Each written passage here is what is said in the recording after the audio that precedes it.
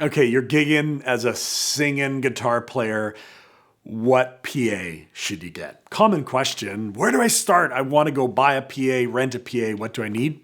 So a few tips that I find. One, smaller is often better. So as an example, let's say you're going to use like what I call like, speakers on a stick. You have a stand and you put a speaker on top. And often those speakers have a horn, a high frequency driver, and a low frequency. And then those come in like kind of maybe a 10-inch size, a 12-inch size, and a 15-inch size. I usually say, you know what, go smaller. Go to the smaller one. And the reason why is the bigger ones do have higher SPL, they go a bit louder, and they probably have more low frequency response, they go a bit lower.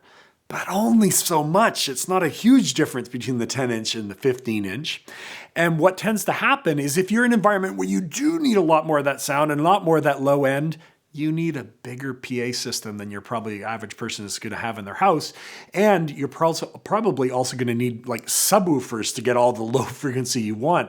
So I often say, for most of our gigs, small cafes, playing at home, maybe even gigs to 100 people, go with smaller because it's just easier. And if you need more sound, add more speakers, or if you need more low end, add a subwoofer. The other one is, don't be afraid of the speakers you see often that are kind of like really, really thin and tall, and often they sit on a subwoofer on the bottom.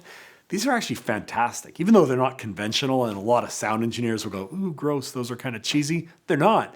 They're really great at dispersing sound quite widely. And the great thing about them is you can often get away with one, even if you have a fairly wide audience, versus if you use speakers on a stick, often you kind of need two to kind of get the sound everywhere you want, and the sound for you isn't as good.